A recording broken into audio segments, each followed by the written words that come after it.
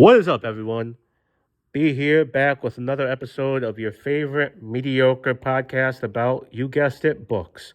The Book Rant. Today, we are going to be ranting about the horror novel Welcome to Nightmare Island by David Cabrera.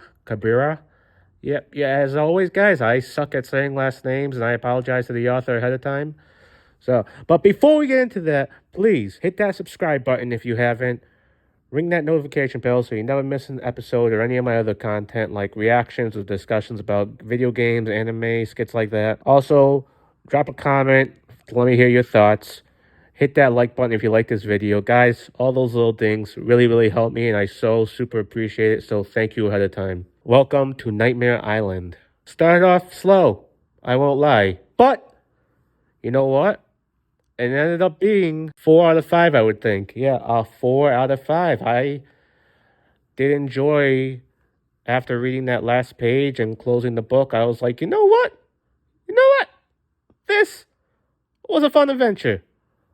This was a fun world to dive into with my imagination. It really felt like that. And I think it will feel like that to you guys too.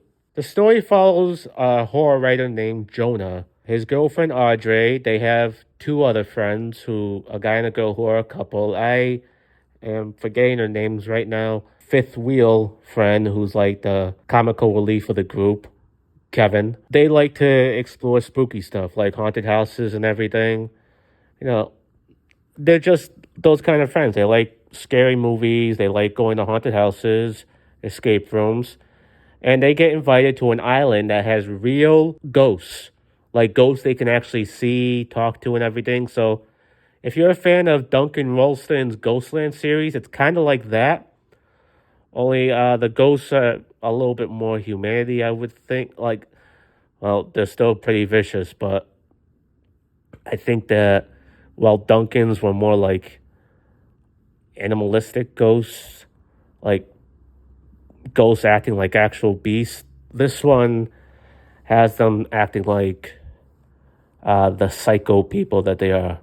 If that makes sense. It probably doesn't. I apologize again. But guys, let me tell you something. When I said this book was slow, it is because you spend a good amount of time going through the island, seeing different places like the lighthouse, the mansion, going in the underground tunnels.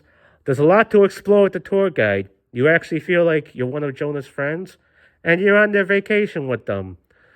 And each and every place has its own different set of ghosts that are being locked in by a security link. Very much like serial killers, these ghosts make it very clear once you meet them that they are ready to kill you. They are ready to kill you. So there is that edgy there that, these guys are going to get released and all hell is going to break loose. I know what's going to happen. When is it going to happen? I don't know. Well, about halfway through the book, it does happen. So don't worry.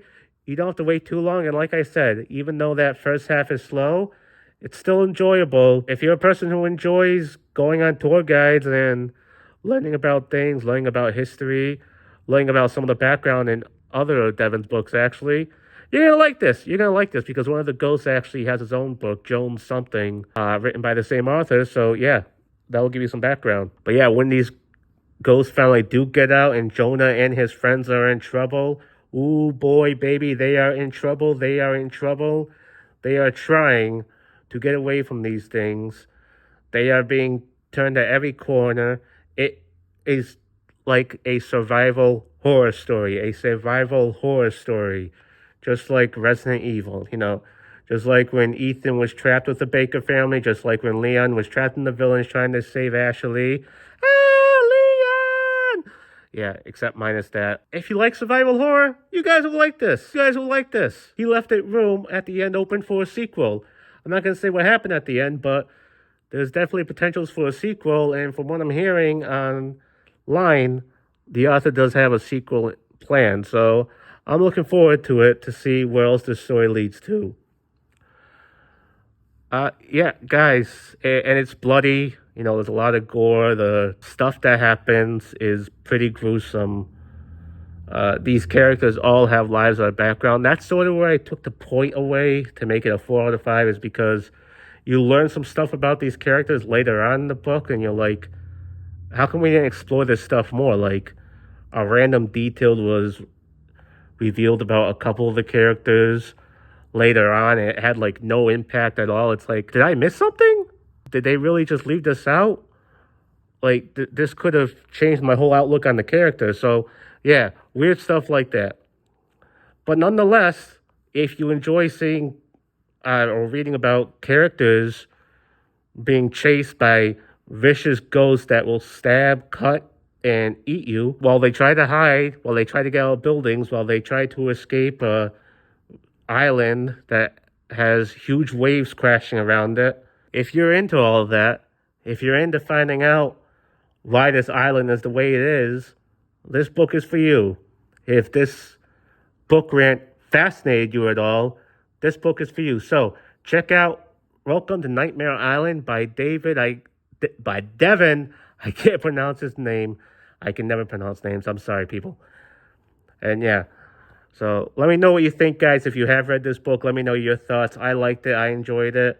Take it easy.